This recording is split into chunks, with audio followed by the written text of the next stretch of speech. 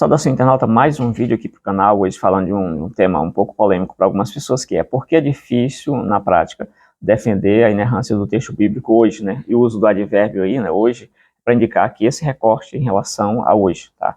E aí a gente poderia muito bem, você que está assistindo aí do outro lado, começou aí com essa pergunta difícil, você pode muito bem pensar, mas isso aqui é algo bem fácil, isso aqui é algo que eu ouço direto na igreja, o texto bíblico é inerrante, infalível, aqui é a palavra de Deus, tá? Sem nenhum tipo de erro, nenhum tipo de culpa, nada disso. Porém, no mundo dos adultos, a gente começa a encontrar algumas dificuldades concernente à defesa da inerrância do texto bíblico.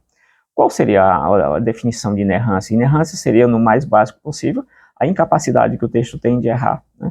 E de onde que vem essa noção de inerrância? Basicamente, você pode montar um argumento filosófico dos mais simples possíveis, sendo ele falacioso ou não. Você pode montar o seguinte argumento, né? Então, Deus é o autor da Bíblia, sim, primeira premissa, confirma ok. A segunda premissa você pode colocar que se Deus é o autor da Bíblia, Deus não mente, então a afirmativa é que Deus não mente. Se Deus é o autor, primeira premissa. Segunda premissa, Deus não mente, ou Deus não falha.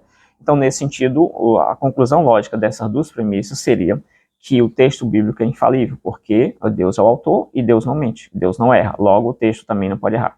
Então, basicamente, seria essa construção de um raciocínio bem simples para mostrar isso aí. Entretanto, todavia, a gente pode pensar também outra questão, que mesmo com esse primeiro argumento inicial, você mesmo assim vai continuar encontrando alguma dificuldade. Falar um pouquinho mais sobre isso. De onde que vem essa ideia de inerrância também? O que está por trás disso aí? Nós temos aí a questão da inspiração. Deus inspirou os autores, né? O que seria o conceito de inspiração? Inspiração seria quando o ato de Deus soprar sobre a mente dos autores, ou Deus atuar diretamente na mente dos autores, não como robôs, né? Mas atuar diretamente na mente dos autores para que o registro que eles fizessem fosse um registro verdadeiro. O ato do registro ser inspirado não significa que o objeto que foi registrado seja inspirado. Por exemplo, em João 9 é dito que Jesus diz assim, esse homem não é de Deus porque ele não guarda o sábado, né? O Satanás disse, tu és o filho de Deus, pula aqui por acaso, né? E aí você tem várias outras afirmações aqui, né? Esse homem é bebedor de vinho, tem várias coisas que possivelmente não são verdadeiras, mas o registro é verdadeiro, tá? Então, basicamente, isso aí. E aí você tem a questão da inspiração e a questão da unidade que existe em toda a Bíblia. Porém, entretanto, todavia, essa dificuldade de responder a questão, essa pergunta da agora, por que na prática é difícil defender a inerrância do texto bíblico, aí você teria que primeiramente fazer uma definição do que seria a Bíblia, que pouca gente consegue fazer essa definição. E aí você poderia muito bem dizer, mas eu estudei bibliologia, eu estudei teologia, e lá na teologia, a palavra Bíblia, ela vem da palavra grega chamada biblion, né, que é uma palavra, um substantivo neutro, tá? E aí, beleza, tranquilo, que a palavra Bíblia também está relacionada na escritura, a palavra grafé, por exemplo, que é a palavra relacionada à escritura, né, a palavra grega. Você poderia citar algumas coisinhas aí relacionadas à língua grega. Bem, é verdade que o termo Bíblia, ele deriva do biblio, que é um substantivo neutro, como já disse, e esse substantivo neutro, em alguns momentos, ele vai para o plural, e o plural, um dos plurais que você tem, seria o plural biblia, que é um correspondente daquilo que nós temos hoje, Bíblia. Então, esse plural biblia, que aparece em textos como, por exemplo, em João, capítulo 21, versículo 25, onde João diz assim, se tudo aquilo que Jesus fez fosse registrado, os livros, ou seja, plural, livros do mundo não comportariam tudo isso. Nós temos uma segunda ocorrência dessa palavra também, quando é dito lá em Timóteo, né, em 2 Timóteo, capítulo 4, versículo 13, quando Paulo vai dizer assim, tragam a capa e os livros, né? Então, livros traduzido no plural, que é a palavra Biblia também aparecendo pela segunda vez. Na terceira vez, aparece em Apocalipse capítulo 20, versículo 12, quando diz que e abriram-se os livros, plural de biblio, né? O plural ali aparecendo ali também, beleza? Então, você teria a Bíblia ali nesse sentido. Se for perguntado, existe a palavra Bíblia no texto grego? Sim, existe a palavra Bíblia no texto grego, tá? Alguns livros falam que não, mas existe a palavra grega, a palavra Bíblia no texto grego. Se for perguntado, por exemplo, existe a ideia de Bíblia que nós temos hoje em português lá no texto grego? a resposta seria não. Não existe a ideia de Bíblia que nós temos hoje lá no texto grego, nessa palavra chamada Biblia, porque essa palavra tem um sentido plural de livros, ok? Nós entendemos a Bíblia como sendo um conjunto de livros, nesse sentido sim. Porém, essa palavra Bíblia lá no Novo Testamento, ela não carrega toda aquela carga teológica que nós colocamos em cima do texto chamado Bíblia hoje, né? Que é um livro composto por 66 livros, ou 73, ou 82, 81, enfim, dependendo do cano que você está seguindo, aquela palavra não tem sentido. Então, existe a palavra grega no texto grego, existe a palavra Bíblia no texto grego? Sim. Existe o sentido de Bíblia que nós temos hoje? A resposta é claramente não, não existe o mesmo sentido, tá? Então, a palavra Bíblia vai passar um pouquinho pelo latim para chegar até nós aqui nessa uma espécie de transliteração Bíblia, né? Beleza, então, feito essa primeira abordagem, você vai ter que, para defender eficazmente a inerrância do texto bíblico, você vai ter que definir o que seria Bíblia, tá? E quando você pensa, mas de onde que vem esses ataques em relação à inspiração, à inerrância? Durante muitos séculos, talvez os primeiros 15 séculos aí, você teve essa ideia de inspiração muito tranquila, com poucos questionamentos em relação a essa questão, tá? E aí depois, posteriormente, depois da Idade Média, com o surgimento da Idade Moderna, o Iluminismo, toda essa volta ao pensamento grego, onde a razão é colocada em primeiro lugar, as coisas são aferidas a partir da razão, o texto bíblico também entrou nesse mesmo viés aí, nesse mesmo caldo aí, nessa mesma panela, e passou a ser analisado de forma mais acadêmica, digamos assim, e aí começamos a encontrar algumas informações complexas ali. Alguns autores começaram a dar o corte em 20% no texto da Bíblia, dizendo 25% do texto bíblico ele é composto por mitos e outras informações assim, não tão legais, tá? E a partir daí, talvez os últimos 400 anos, foi que começaram a questionar muito drasticamente a questão da inerrância e da inspiração do texto bíblico. E aí tivemos esses problemas e o contexto dessa pergunta que eu faço está dentro de todo esse caldo. Porque no momento que você for querer definir o que é Bíblia, você vai ter 3 momentos. Então, essa resposta poderia ser dada por 3 pessoas. Uma pessoa comum que se converteu aí a Jesus com pouco tempo, ele já conhece, ouve aqui nas pregações, nos ensinamentos, nos livros, nas cartilhas, enfim, aquela velha frase de dizer a Bíblia é a inerrante palavra de Deus, a Bíblia é absoluta, sem erro, sem culpa, sem nada. Essa pessoa, quando vai responder essa pergunta, o que é a Bíblia, a primeira coisa que ela vai fazer é dizer, a Bíblia é essa que eu estou com ela aqui em mãos. Então, essa pessoa ela vai fazer uma defesa da Bíblia a partir de uma tradução que ela tem ali em suas mãos.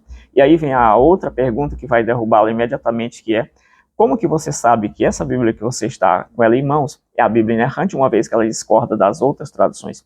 E diante de todas essas traduções que você tem hoje, como que você consegue provar que esta é a infalível palavra de Deus?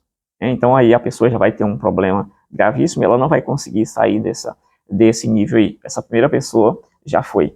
Nós temos a outra classe de pessoas que você poderia levar essa pergunta para ela, dizer o que é Bíblia, que seria aquelas pessoas que já estão um pouco tempo já na fé, já muito tempo na fé, que já estudaram alguma coisa, tudo isso aí, já tem uma base, fizeram algum curso teológico, nem que seja o básico.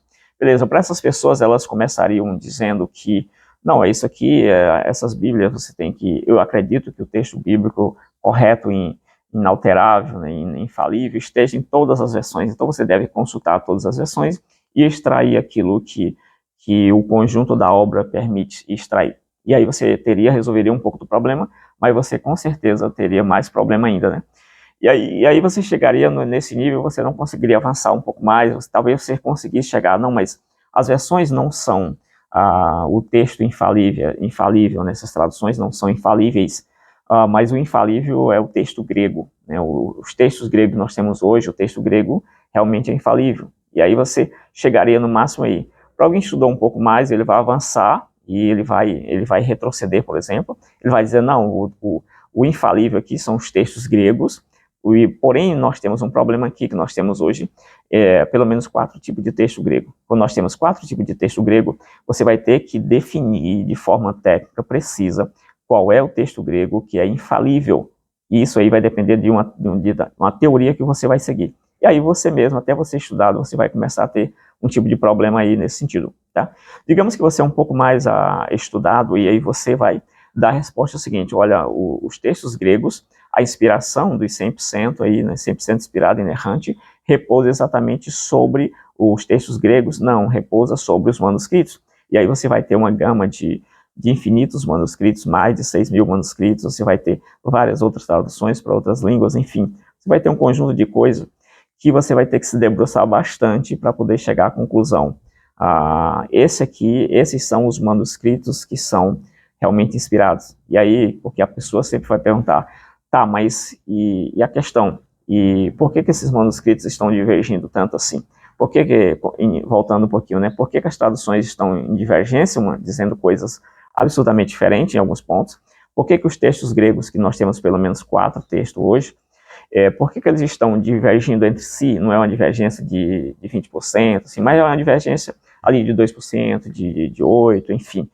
E aí você chegando dos manuscritos, por que os manuscritos divergem tanto entre si? Como é que você vai fazer para determinar quais são os manuscritos que são os fiéis? Então, você começa a ter esse problema. Até o momento que você vai ter problema nos manuscritos e você vai ter que recorrer ao texto original, que aí você vai dizer, não, o que é o inerrante infalível é o texto original. Então, basicamente, você chegou no fim do poço aqui, você não tem mais para onde ir. Então, aí você vai ser questionado que nós não temos mais o texto original. E essa volta que você faz, deixando todas as cópias de mão, colocando o erro nas cópias, indo buscar o texto original, você vai terminar sendo derrubado imediatamente, tá? Então, porque você não vai ter o texto original, logo você acabou a discussão para você, tá? Então, basicamente, você tem que... Esse é um assunto que parece ser resolvido, um assunto bem tranquilo, mas é um assunto difícil e um assunto que precisa de mais seriedade. Então, além de ter uma Bíblia na mão, de ter uma única Bíblia lendo a vida toda, você precisa buscar também entender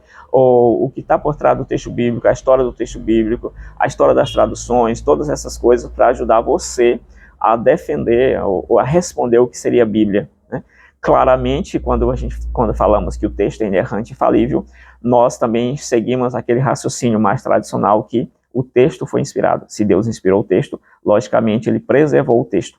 E que as traduções, mesmo não sendo fiéis 100%, o resumo daquela verdade está nas traduções também, em cada uma delas. Cada uma traduz o texto de alguma forma ali, e isso faz com que tudo aquilo que era necessário Deus falar, ele falou através do texto. Então, nesse sentido, o texto cumpriu ali drasticamente o seu objetivo, tá? Então, basicamente era isso. Esse vídeo era mais para trazer uma reflexão sobre essas questões que realmente não é nada fácil hoje defender a inerrância do texto bíblico, porque ou você faz o processo voltando, que as traduções são as melhores, são as inerrantes, aí você vai perder, você passa para os textos gregos, que são 4, né? As traduções hoje são infinitas, aí você vai passar para o texto grego, que são 4 textos gregos, depois você vai sair para um emaranhado de manuscritos, aí, papiros e tal, e esses papiros, eles vão ali, de alguma forma, serem absurdos, numerosos, e você vai ter problema, até que você vai retornar para o texto original. E você pode também fazer o argumento voltando, né, dependendo de que tipo de gente você é, que tipo de pessoa, qual é o seu nível. Eu tenho várias formas de fazer essa argumentação aí. Então, essas são as dificuldades que eu listei aqui, porque hoje é complicado você defender o texto original. Isso para as pessoas comuns. O texto sempre é infalível, inerrante, sem nenhum tipo de explicação. Porém, quando você parte para a explicação, conforme disse Pedro ali no capítulo 3, versículo 15, estejais pronto para responder com mansidão aqueles que pedem a razão da sua fé. Então, quando chega nesse nível aí, a coisa começa a complicar um pouquinho. Beleza? Espero que você tenha gostado aí desse vídeo. Se quer contestar o vídeo também, pode ficar à vontade. Quiser ir rebater alguma informação, fique à vontade aí, já tá liberado, tá? Isso é uma forma como eu enxergo as coisas hoje, e que realmente deixo o meu conselho que você consiga estudar um pouco mais para tentar responder a todas essas perguntas de forma mais assim brilhante, né, de forma mais robusta, e é que a sua fé seja mantida, porque hoje nós temos ataque de todos os lados, né, pessoas aí de todos os lados estão atacando o texto bíblico, isso principalmente nos últimos 400 anos, e hoje tem um ataque muito forte nas redes sociais concernente à infalível palavra de Deus, a inerrante, inspirada. Então, para fechar esse vídeo, também entendo que o texto bíblico é inspirado, inerrante, e é a palavra de Deus, uma vez que Deus é o autor, resumindo aqui, Deus é o autor desse texto, obviamente. Com todas as dificuldades que nós temos, Deus fará com que esse texto chegue até nós de alguma forma, né, infalível ali, e tudo que é necessário para nós, para a nossa salvação, vai estar registrado nesse texto. Basicamente é isso que eu queria passar para vocês. Se você concorda ou não, deixa nos comentários, diz aí, comenta aí para nós aí, deixa aí a sua posição concernente isso aí, se você concorda, se você não concorda. E a gente continua esse bate-papo aí nos comentários. Se quiser ir se inscrever no canal se gostar, se não, valeu, fui!